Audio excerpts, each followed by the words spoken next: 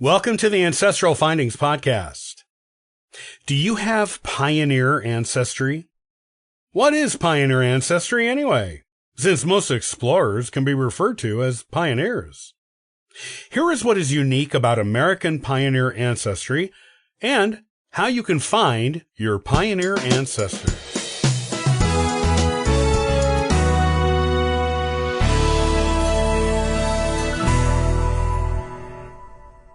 Do you have ancestors who went to new places, far away from their families, to live? Did they go into rugged or unexplored territory to make a new home for themselves? The word pioneer refers to anyone who does something new or innovative. Anyone who was the first of their family to immigrate to a new place, especially a place that was not well known, well settled, or well explored, is a pioneer, including the Pilgrims and Puritans who came to New England in the 1600s. However, for the purposes of American genealogy, the word pioneer is usually used to refer to someone who went west sometime during the mid to late 1800s. So here's what you need to know about pioneer ancestors, whether you have any, and how to trace them if you do. Who were American pioneers? In American history and genealogy, a pioneer is one of the people who first settled the interior of the United States, beginning with the eastern states just off the coast, like Tennessee, Kentucky, Arkansas, and Iowa. Later, pioneers moved farther west and settled the area of the country west of the Rocky Mountains. Among American pioneers, the Charles Ingalls family is perhaps the best known, as his daughter Laura wrote about her pioneer childhood and teen years up to her marriage in her famous Little House on the Prairie books. However, there were millions of others, and one or more of your ancestors may be among them. Unlike the first European settlers in America, these pioneers were not feeling religious persecution, or looking to start shipping American resources back to England, or desiring to trade with the Native Americans. Instead, they were looking for more space than they had in crowded New England and the southern coastal states. They wanted the opportunity to own land, which was by then in short supply in the more populated areas of the country. They were also usually strong individualists who were seeking the freedom, liberty, and limitless opportunities an untamed land could offer a person. While it was mostly men who were pioneers, some brought their families or sent for them later. A smaller number of women pioneers set out for the West on their own, but this was not as common, and going west was unquestioningly harder on the wives in these situations. They were being taken from their social circle, often to an isolated area, where they would have little or no help with childcare and housekeeping, and in a rough and inhospitable environment too. Usually, if a single woman or a widow went west, she did so in a group of family, neighbors, or friends. Once in a while, you will find a strong-willed woman who pioneered all on her own. Where did the pioneers go? The first American pioneers went to the Mississippi Valley area. This mass migration of people from the East Coast went from the late 18th century to the early 19th century. These early adventurers settled the areas that would become Illinois, Kentucky, Ohio, and Tennessee. Anyone who has a family with a long history of living in one of these states may be descended from this early wave of American pioneers, and should definitely look into it.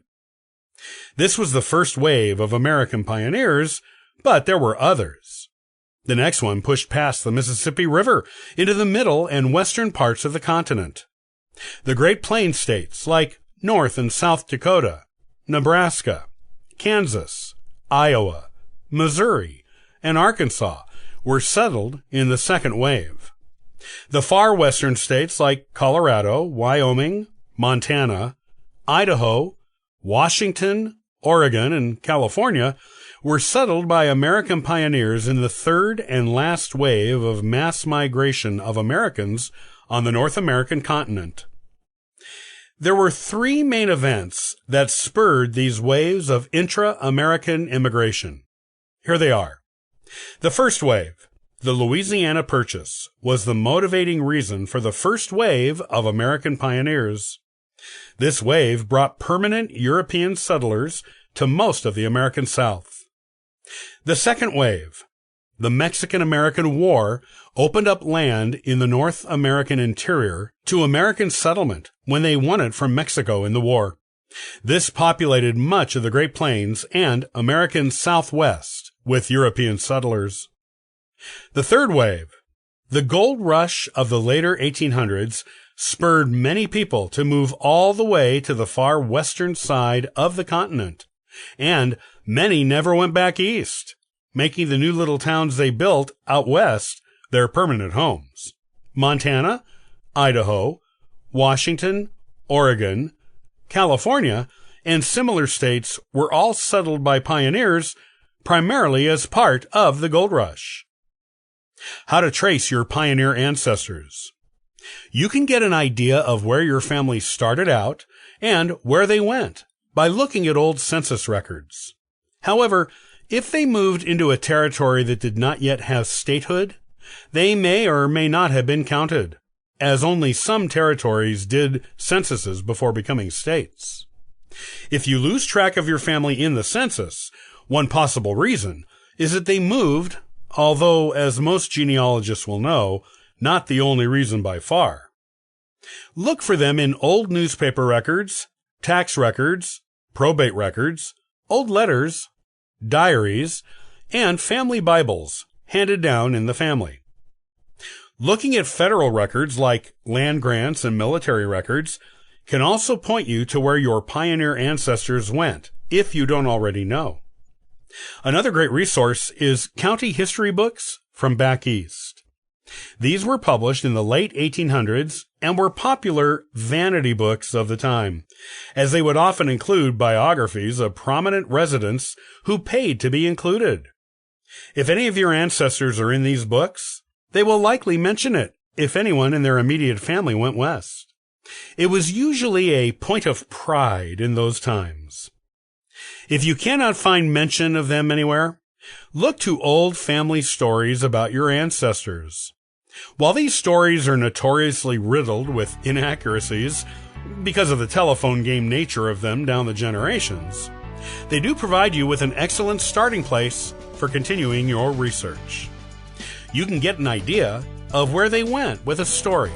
Then look for records there and places near there for mention of your ancestors.